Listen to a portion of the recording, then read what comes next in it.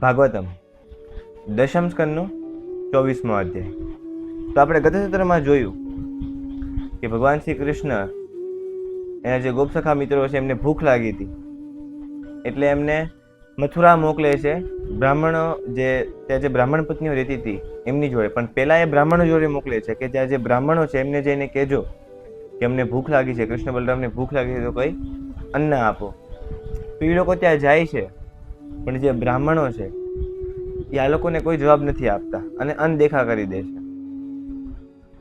તો પછી પાછા એ કૃષ્ણ પાસે આવે છે અને ભગવાન કહે છે કે હાર ન માનવી જોઈએ. પાછા જાઓ ને ત્યાં જે બ્રાહ્મણ પત્નીઓ છે એમને કહો, એ મારી ભક્ત છે, એ સદાય મારું ચિંતન કરે છે. તો એ લોકો જાય છે ને બ્રાહ્મણ પત્નીઓને ખબર પડે છે કે કૃષ્ણ બલરામ નજીકમાં આવેલા છે. તો જેટલું પણ ખાવાનું હતું, જેટલું પણ અન્ન હતું, અનાજ હતું, એ બધું લઈ લે છે બનાવીને, અને ભગવાન શ્રી કૃષ્ણના દર્શન કરવા જાય છે. ભગવાન શ્રી કૃષ્ણ એમની પર કૃપા કરે છે અને જે બ્રાહ્મણો છે એને પણ પશ્ચાતાપ થાય છે. તો હવે જે નંદ મહારાજ હતા અને જેટલા પણ વૃંદાવનવાસી, એ બધા કોઈ મોટા યજ્ઞ માટે તૈયારી કરતા હતા. મોટા મોટા ચડાવા બનાવતા હતા, કોઈક ભોજન બનાવતા હતા, કોઈક અલગ અલગ પ્રકારની વાનગીઓ બનાવતા હતા, કોઈક ફૂલના હાર બનાવતા હતા. તો ભગવાન શ્રી કૃષ્ણને બધી ખબર જ છે, પણ છતાં ભગવાન શ્રી કૃષ્ણ પૂછે છે નંદ મહારાજને કે પિતાજી, કે આ બધી તૈયારી શું કામ કરો છો? હવે કોઈ તમને બહારનો પૂછે તો તમે એને ન કહેતા, પણ હું તો તમારો પુત્ર છું, તો મને એ જણાવો કે આ તમે જે વિવિધ પ્રકારની વાનગીઓ બનાવડાવો છો, આ મોટા મોટા ચડાવા, ફળ ફૂલો, ફૂલના હાર, અને જે યજ્ઞની તૈયારી કરો છો, આટલું બધું ઘી, તો આ બધું શાના માટે કરો છો? આટલો મોટો યજ્ઞ, અને આ કોના માટે? એક કઈ મોટી હસ્તી છે જેના માટે તમે આ યજ્ઞ ને એવું બધું કરો છો?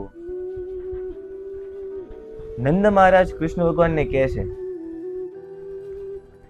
કે અનાજ ઉગાડવા માટે વર્ષાની જરૂર પડે છે.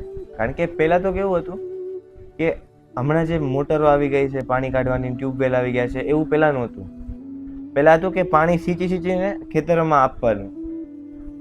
તો જ્યારે વર્ષા ઋતુ આવવાની હોય એ સમયમાં, આપણે આની પહેલા ડિસ્કસ કરી કે ઉનાળો ચાલતો હતો, તો ઉનાળો પૂરો થાય છે ને પછી વર્ષા ઋતુ આવે છે. તો આ વર્ષા ઋતુના સમયમાં તો હવે પહેલો વરસાદ થવાનો હોય તો અન્ન ઉગાડેલું હોય બધાએ જ તે. તો નંદ મહારાજ કહે છે કે અન્ન ઉગાડવા માટે આપણે વર્ષાની આવશ્યકતા હોય છે, અને વર્ષા ભગવાન ઇન્દ્ર આપે છે. તો એ આપણને વર્ષા આપે એના માટે આપણે એમનો યજ્ઞ કરવો પડે, એમને ચડાવવા પડે, અને ઘણી બધી વસ્તુ એમને અર્પણ કરવી પડે, ત્યારે આપણને વરસાદ આપે. તો આનો જવાબ આપતા ભગવાન શ્રી કૃષ્ણ કહે છે કે પિતાજી, આ બધું તો કર્મના અનુસાર છે, કે જે કોઈ પણ વ્યક્તિ મહેનત કરે છે તો એને એનું ફળ મળવાનું જ છે. એનું ફળની આશા એ તો વિષ્ણુના હાથમાં છે ને. ભગવાન શ્રી કૃષ્ણ કહે છે કે જે કોઈ તમે કર્મ કરો છો તો એનું ફળ એ તો ભગવાન વિષ્ણુ આપવાના છે, કે તમને પ્રકૃતિ એનું ફળ આપવાની છે, કે તમે જેટલું કરેલું છે એ બધું ફળ તમને પ્રકૃતિ આપવાની છે. તો એમાં ઇન્દ્ર દેવતાનો યજ્ઞ કરવાની શું જરૂર છે?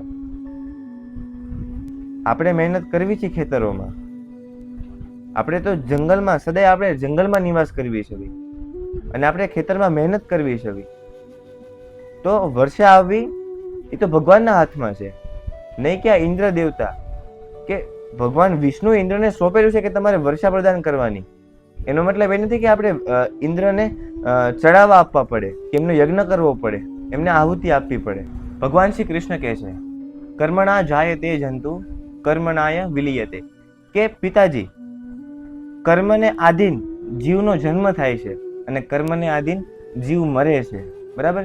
સુખ દુઃખમ સમમ મોક્ષમ, જો કે સુખ દુઃખ છે એ પણ એના કર્મના આધીન જ આવે છે. સુખ એના કર્મના આધીન આવે છે અને દુઃખ એના કર્મના આધીન આવે છે. સુખ જાય છે તો એના કર્મના આધીન જાય છે, અને દુઃખ જાય છે તો પણ એના કર્મના આધીન જ જાય છે. અને જો બધું જ કર્મના આધીન થતું હોય પિતાશ્રી, તો આપણે કોઈને ચડાવવાની શું જરૂર છે? કે કોઈને આપણે ચઢાવો આપીએ એની આપવાની શું જરૂર છે? આપણે કોઈનો યજ્ઞ કરવાની શું જરૂર છે? ભગવાન શ્રી કૃષ્ણની યુક્તિ એ હતી કે જે ઇન્દ્રને જે અંદરથી ઘમંડ હતો એ વધતો જતો હતો.